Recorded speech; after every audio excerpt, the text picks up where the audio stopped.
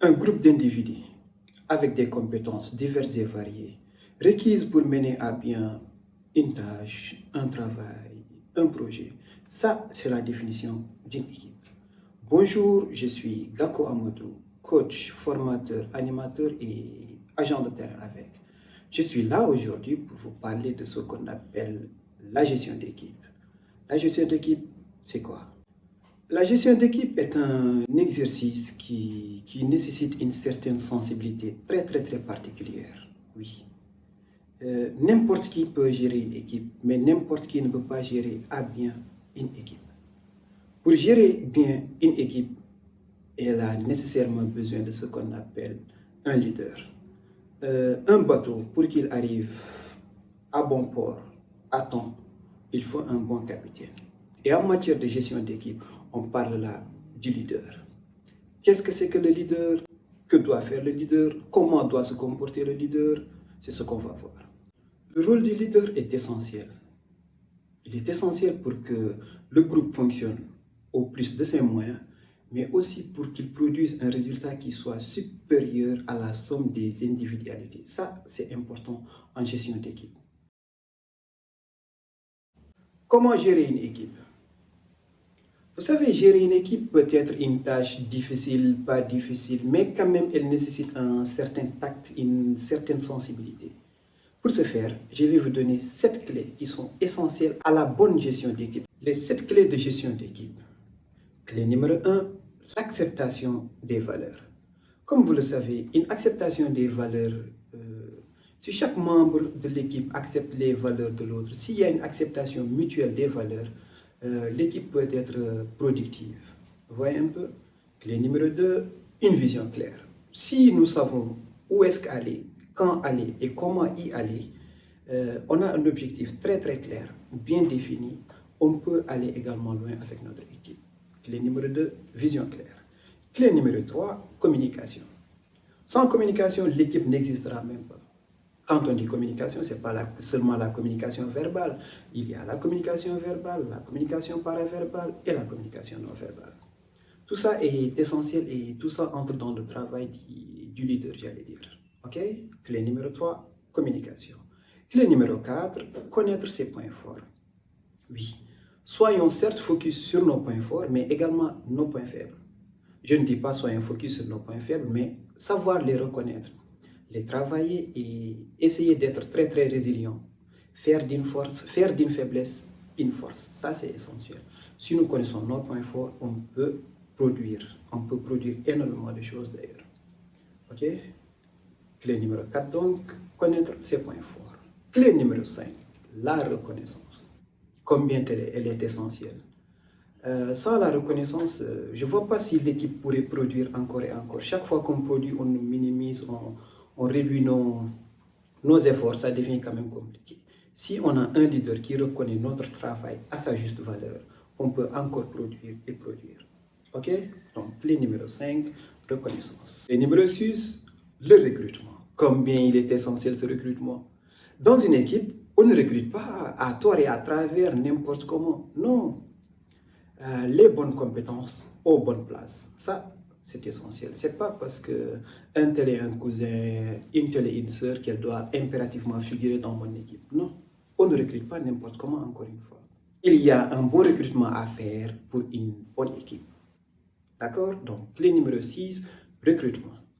Clé numéro 7 maintenant, et je pense que c'est la clé la plus essentielle. Elle va ouvrir les autres clés, j'allais dire. Ça, c'est le développement. Le développement personnel, individuel et collectif de toute l'équipe. Le développement personnel, il est essentiel. Grâce à lui, on peut facilement atteindre notre objectif. OK? Donc, si nous récapitulons nos 7 clés de gestion d'équipe.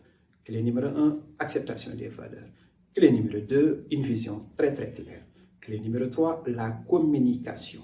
Clé numéro 4, connaître ses points forts, mais aussi ses points faibles. Clé numéro 5, la reconnaissance, elle est essentielle. Clé numéro 6, le recrutement. Et enfin, clé numéro 7, le développement individuel, collectif. Ça, ce sont les 7 clés de gestion d'équipe. Qui peut gérer une équipe? Tout le monde peut gérer une équipe. Mais gérer bien une équipe, ça, c'est pas donné à n'importe qui quand même. On va juste essayer d'opposer le gérant, par exemple, et le leader. Même si ça peut être les deux faces d'une pièce, le gérant, lui, il exerce une certaine autorité, une certaine force sur les membres de son équipe. Alors qu'à sa place, le leader, lui, il inspire, il influence, il vous rend responsable, il vous développe personnellement. Il vous coach, il vous enseigne, il marche avec vous. Il prend de votre main en fait pour aller avec vous. D'où même l'idée de mener. Est-ce que vous voyez un peu? Alors que le gérant, lui, il a juste sa voix pour crier sur les membres de son équipe. Il a juste son autorité. Il a juste les tâches prédéfinies par sa direction. Vous voyez un peu la nuance entre le leader et le gérant. Si le manager sait ce qu'il doit faire, le leader, lui, il sait exactement ce qu'il faut faire. Si le manager sait comment prendre les échelles, le leader, lui, il sait exactement où placer l'échelle. Vous voyez un peu la nuance? Voilà, donc pour gérer bien une équipe, il faut un bon leader. Les 6 styles de leadership de Daniel Goleman. Daniel Goleman, c'est un psychologue américain. C'est d'ailleurs lui l'auteur du très célèbre livre L'intelligence émotionnelle. Il nous a donné 6 profils de leadership. Donc, d'une manière très très simplifiée, je vais vous expliquer comment ça se passe. Par exemple, le leader affilié ou le leader adhérent, lui, il vous donne la capacité, la liberté de vous exprimer comme vous voulez. Vous connaissez ce genre de leader qui vous laisse votre liberté de vous exprimer. Lui, c'est le leader affilié. Ok? Le style leader démocrate. Le leader démocrate, il aime la contribution de ses membres en fait. Il associe les membres de son équipe à ses prises de décision. Lui, c'est le leader démocrate. Le style du commandant, c'est-à-dire le leader commandant. Lui, il s'attend à ce que l'employé fasse son travail sans poser de questions, mais surtout sans se plaindre. Lui, c'est le leader commandant. Le style du leader du rythme. Lui, c'est le leader qui donne des exemples. Au lieu de vous dire faites ceci ou faites cela, il donne automatiquement l'exemple. Alors lui, c'est le leader du rythme. Le leader autoritaire. Lui, c'est très très très rare qu'il utilise une attitude flexible. Souvent, c'est des gens faites ceci, faites cela. Ça, c'est le leader autoritaire. Et enfin, le leader coach. Lui, il est tout le temps dans le coaching de son équipe. Il est très, très préoccupé par le développement personnel de son équipe. Lui, c'est le leader coach. Alors, en tant que leader, en tant que chef d'équipe, vous serez confronté à n'importe quel profil de membre d'équipe. Vous pouvez vous retrouver avec énormément de profils à gérer. La tâche du leader, c'est pas facile. Hein? Mais quand même, heureusement que c'est gérable. Quelle que soit la difficulté d'un membre, la difficulté de son caractère, de son éducation, de je ne sais pas quoi, c'est gérable. Il suffit juste que vous soyez encore une fois un très bon leader. On a pu recenser pour vous 10 profils quand même qui seraient les plus difficiles à gérer, j'allais dire. La liste reste quand même non exhaustive et ça c'est important. Donc très rapidement, on va essayer de voir les 10 profils les plus difficiles à gérer. Alors, profil numéro 1, le trompeur. Le trompeur, il est capable de vous montrer le sud alors qu'il cache le nord. C'est un peu comme le voleur à qui vous allez confier votre argent en fait. Il ne va pas le voler. C'est exactement le comportement que vous devez avoir avec le trompeur. Mettez-le face à ses faits et gestes. Anticipez sur ses faits et gestes. Ne laissez même pas le temps de réfléchir. Allez-y, lui, il a besoin de plus de proactivité, j'allais dire. Profil numéro 2, l'audacieux. L'audacieux, il peut se pointer à midi au boulot, sans pression. Lui, par contre, il a besoin qu'on le mette face à ses responsabilités, qu'on lui fasse une prise de conscience vis-à-vis des conséquences de ses actes. Juste ça. Si tu ne viens pas au travail, par exemple, à 8 heures, telle sera la conséquence. Juste ça. Mettez-le face à sa responsabilité. Profil numéro 3, le donneur de leçons. Faites ce que vous voulez, il va vous donner une leçon. Lui, il a besoin de résilience en fait. Utilisez le goût qu'il a pour partager les informations à votre avantage.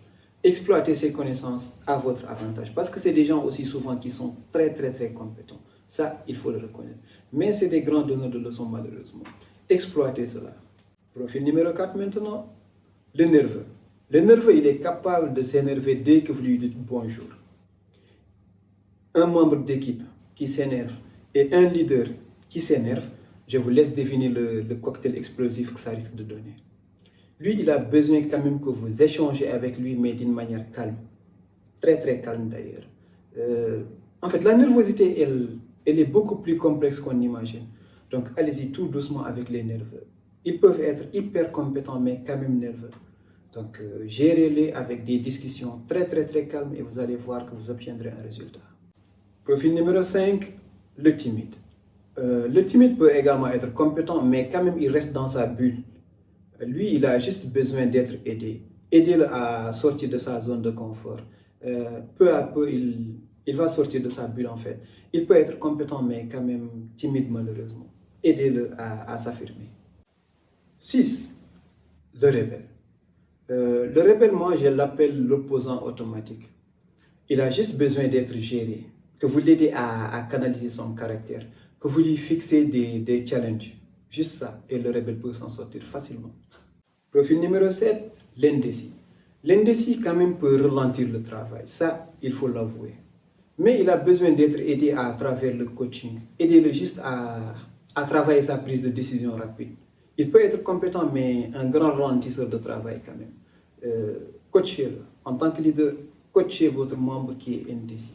Et vous allez voir que vous obtiendrez de très très très bons résultats. Profil numéro 8, le paresseux. Vous savez, un paresseux à la base, c'est un animal. C'est un animal qui peut dormir presque 23 heures sur 24. Si vous avez ce genre de profil au sein de votre équipe, soyez ferme avec lui. Soyez vraiment ferme avec le paresseux. Placez-lui des deadlines, sinon votre travail sera excessivement ralenti. Profil numéro 9, l'individualiste. L'individualiste, il a besoin d'être inclus dans les travaux de groupe. Juste ça. Juste besoin d'être inclus dans les travaux de groupe. Ne laissez pas à l'individualiste le temps de rester seul. Et enfin, le profil numéro 10, le démotivé. Le démotivé, comme vous l'entendez, il a besoin de motivation. Même si ça peut être lourd, motivez-le. Lui, c'est le profil qui a le plus besoin de reconnaissance. Motivez votre démotivé et vous aurez un résultat. Comment gérer une situation délicate, une situation difficile? C'est à noter que les problèmes sont inhérents à la vie, mais aussi à la gestion d'équipe. Donc, quand vous avez une situation difficile, quand vous avez une situation délicate, en tant que leader, il vous est conseillé déjà de prendre tout votre calme, de ne pas anticiper les décisions, de ne pas prendre des décisions hâtives. Prenez tout votre temps, calmez-vous, respirez et prenez la bonne décision. Parce que comme vous le savez, les problèmes peuvent être complexes, très complexes même, par rapport à ce qu'on peut s'imaginer. Donc, on va considérer que c'est comme si c'était un arbre en fait. Il y a les racines et il y a les feuilles. Souvent, quand on se précipite pour gérer une situation difficile, par exemple, on se retrouve à gérer juste les feuilles de l'arbre. Et demain, le problème va ressurgir d'une manière encore plus violente. Ce qui est conseillé, c'est de s'attaquer aux problèmes à leurs racines. Et pour ce faire, il faut qu'on prenne tout le temps quand même pour réfléchir. Okay? Ne pas se dire que c'est une situation mortelle. Les problèmes, ça arrive au sein de n'importe quelle équipe. Vous, en tant que leader, c'est là qu'on a besoin de vous. Comment vous allez gérer les situations difficiles? Il arrive maintenant, malheureusement, que le problème nous dépasse.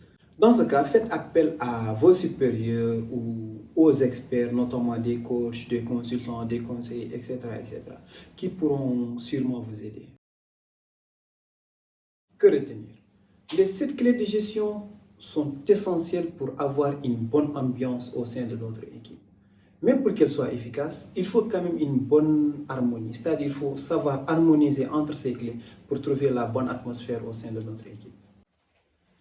Il faut également retenir qu'il est important de savoir quel type de leader nous sommes. Ça nous permettra d'exploiter nos points faibles, mais également de s'acquérir des autres profils que nous n'avons pas. Parce qu'il faut retenir qu'au sein d'un même leader, on peut retrouver énormément de profils. Ça, c'est important à retenir. Il est également important de retenir quel type de leader nous sommes. Parce que comme vous le savez, au sein d'un leader, on peut retrouver énormément de profils de leaders. Donc, au sein d'un même leader, on peut avoir plusieurs leaders. Alors, il faut savoir, nous sommes proches de quel type de leader déjà, pour aller acquérir le reste et compenser ses points faibles. Pour bien diriger votre équipe, il faut se mettre en tête que la diversité des profils les plus compliqués, c'est un atout. C'est là d'ailleurs qu'on a besoin de voir votre leadership. Faites-en un atout, faites-en un challenge et développez votre leadership. Enfin, retenez qu'avoir des problèmes dans le milieu professionnel, c'est habituel en fait, c'est quelque chose qui doit arriver et qui arrivera. Sachez juste comment le gérer. Alors, nous sommes presque à la fin de cette vidéo. À présent, nos conseils. Conseil numéro 1, il faut servir d'exemple. Ça, c'est hyper important pour un leader. Il faut servir d'exemple. Ne pas faire aux membres d'équipe ce que vous n'accepteriez jamais de faire. Ça, c'est important, donc je me répète. Vous, en tant que leader d'équipe, ne faites pas faire à vos membres d'équipe ce que vous n'accepteriez jamais de faire. OK? Soyez approchables, soyez très ouverts pour que les membres de l'équipe puissent s'exprimer librement. Quand ils peuvent se confier à vous, ils pourront produire. Soyez ouverts. Et n'oubliez jamais que c'est de votre responsabilité, c'est votre tâche de développer personnellement les membres de votre équipe. Les membres de votre équipe, leur développement personnel dépend entièrement de vous. Et qui dit développement personnel dira développement collectif. Pour que votre équipe se développe, il faut que les membres de l'équipe se développent. Ça, c'est important, c'est primordial, c'est essentiel. La gestion d'équipe à présent, c'est terminé. Ce fut un plaisir pour moi de vous servir. À bientôt pour les questions et les quiz que vous allez retrouver sur nos plateformes. Merci beaucoup.